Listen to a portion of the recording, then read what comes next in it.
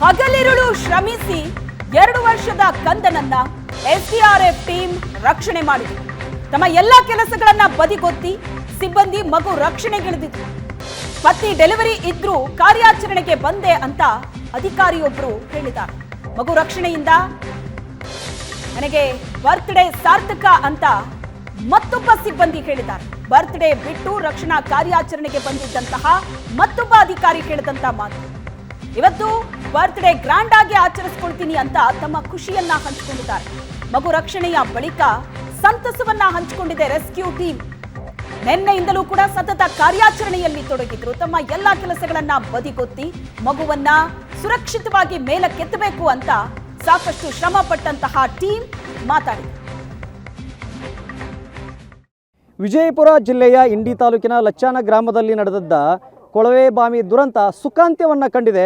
ಮಗು ಬದುಕಿ ವಾಪಸ್ಸಾಗಿರುವಂಥದ್ದೇ ಇಲ್ಲಿ ಪವಾಡ. ಈ ವಿಶೇಷವಾದಂಥ ಒಬ್ಬರು ವ್ಯಕ್ತಿ ನನ್ನ ಜೊತೆಗಿದ್ದಾರೆ. ಅಂದರೆ ಆ ಮಗುವನ್ನು ಕಾಪಾಡಲಿಕ್ಕೆ ಆ ಆಳದ ಕಂದಕಕ್ಕಿಳಿದು ಸುರಂಗಕ್ಕೆ ಹೋಗಿ ಮಗುವನ್ನು ವಾಪಸ್ ತಂದಂಥ ನಮ್ಮ ಜೊತೆಗೆ ಅವರೇ ಇದ್ದಾರೆ. ಅವ್ರನ್ನೇ ಮಾತನಾಡಿಸ್ತೀನಿ. ಈಗ ಹೆಂಗಿತ್ತು ಕಾರ್ಯಾಚರಣೆ ಸರ್? ಇದಕ್ಕೆಲ್ಲ ಮತ್ತು ಇಲ್ಲಿ ಇರ್ತಕ್ಕಂಥ ಪಬ್ಲಿಕ್ಕು, ಊರಿನ ಗಣ್ಯ ವ್ಯಕ್ತಿಗಳು ಸಪೋರ್ಟ್ ಸರ್, ಮತ್ತು ನಮ್ಮ ಅಧಿಕಾರಿಗಳು ಮತ್ತೆಲ್ಲ ನಮ್ಮ ಸಿಬ್ಬಂದಿಗಳಿಂದ ಸರ್. ಈ ರಾತ್ರಿ 9-11 ಗಂಟೆಯಿಂದ ಕಂಟಿನ್ಯೂ ಆಗಿ ಸತತವಾಗಿ 20 ಗಂಟೆ ಮೇಲವರೆಗೆ ಸತತವಾಗಿ ಎಲ್ಲರೂ ಕೂಡಿ ಟೀಮ್ ವರ್ಕ್ ಆಗಿ ಕಾರ್ಯಕೆಲಸವನ್ನು ಅಚ್ಚುಕಟ್ಟಾಗಿ ಮಾಡಿದ್ವಿ ಸರ್. ಮತ್ತು ಮಗುವಿಗೆ ಯಾವುದೇ ಥರದ ಜೀವ ಪ್ರಾಣಿ ಹಾನಿ ಯಾವುದೇ ಥರದ ಇಲ್ಲ ಸರ್. ಇಡೀ ಟೀಮನ್ನು ಲೀಡ್ ಮಾಡಿದಂಥ ಚೌಗ್ಲ ಅವರು ನಮ್ಮ ಜೊತೆಗಿದ್ದಾರೆ. ಬೆಳಗಾವಿಯಿಂದ ಬಂದಿದ್ದಾರೆ. ಅವ್ರನ್ನ ಮಾತಾಡಿಸ್ತೀನಿ. ಹೆಂಗಿದ್ರಿ ಇಡೀ ಕಾರ್ಯಾಚರಣೆ?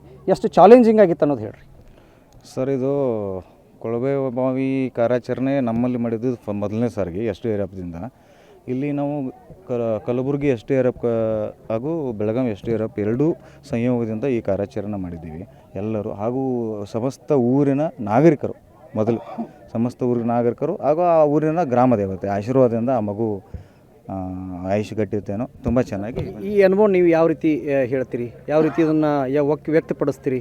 ಇದೊಂದು ಒಂಥರ ರೋಮಾಂಚನಕಾರಿ ಕಾರ್ಯಾಚರಣೆ. ನಿಜಕ್ಕೂ ಇಲ್ಲಿ ಬಂದ ತಕ್ಷಣ ಮೊನ್ನೆ DC ಸಾಹೇಬರು ಕೇಳಿದರು ಇದನ್ನು ಯಾವ ರೀತಿ ತೆಗಿತೀರಿ ಅಂತ. ಬಟ್ ಅಲ್ಲಿ ಮಗುಗೆ ಲಾಕ್ ಮಾಡಿದರು.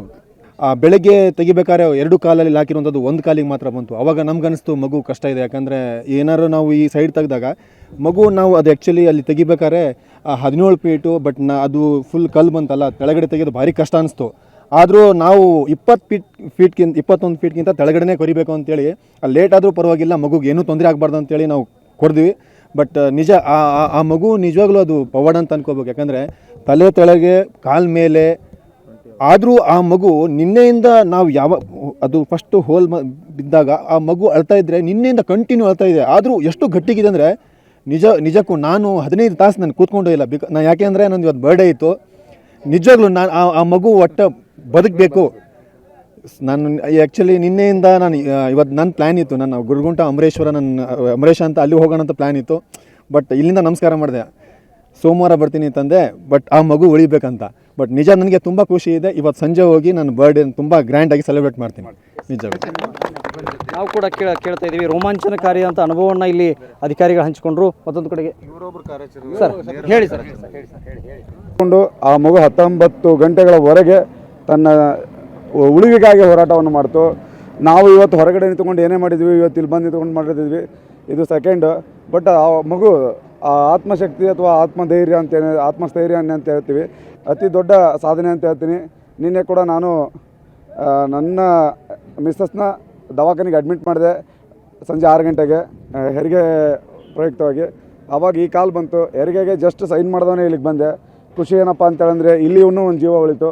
ಅಲ್ಲಿನೂ ಕೂಡ ನನ್ನ ಪತ್ನಿ ಒಂದು ಮಗುವಿಗೆ ಜನ್ಮ ನೀಡಿದ್ದಾಳೆ, ಆರಾಮಾಗಿದ್ದಾಳೆ. ಸೊ ನನಗೆ ಅಭಿನಂದನೆಗಳು. ಖುಷಿ. ನಾವು ಕೂಡ ಕೇಳ್ತೇವೆ. ಒಬ್ಬೊಬ್ಬರದ್ದು ಒಂದೊಂದು ರೀತಿಯ ರೋಮಾಂಚನಕಾರಿ ವಿಚಾರಗಳು, ಮತ್ತೊಂದು ಕಡೆ ಅನುಭವಗಳು. ಇಲ್ಲಿ ಒಬ್ಬರನ್ನ ಕೇಳ್ತಾ ಇದ್ವಿ. ಅವ್ರದ್ದು ಇವತ್ತು ಬರ್ತ್ಡೇ ಇತ್ತು, ಯಾವುದೋ ದೇವರಿಗೆ ಹೋಗಬೇಕಾಗಿತ್ತು, ಅದನ್ನು ತಪ್ಪಿಸಿ ಇಲ್ಲಿ ಬಂದಿದ್ದರು. ಅವರು ಗ್ರ್ಯಾಂಡಾಗಿ ಬರ್ತ್ಡೇ ಮಾಡ್ಕೋತೀವಿ ಅಂದರು. ಇನ್ನೊಬ್ಬರು ಅವರ ಪತ್ನಿ ಡೆಲಿವರಿ ಇತ್ತು, ಅದನ್ನು ಬಿಟ್ಟು ಅವ್ರು ಬಂದಿದ್ದರು. ಅಲ್ಲಿ ಮಗು ಸುರಕ್ಷಿತವಾಗಿ ಜನನ ಆಗಿದೆ. ಇಲ್ಲಿ ಮಗು ಬದುಕು ಉಳಿದಿದೆ. ಈ ರೀತಿಯಾಗಿ ಏನಂದರೆ ಒಂದು ರೋಮಾಂಚನಕಾರಿ ಅನುಭವವನ್ನು SDRF ತಂಡ ಇವತ್ತು ಏಷ್ಯಾನೆಟ್ ಸುವರ್ಣ ನ್ಯೂಸ್ ಜೊತೆಗೆ ಹಂಚಿಕೊಂಡಿತ್ತು. ಕ್ಯಾಮರಾಮನ್ ಅಡಿಯಪ್ಪ ಜೊತೆ ಷಡಕ್ಷರಿ, ಏಷ್ಯಾನೆಟ್ ಸುವರ್ಣ ನ್ಯೂಸ್.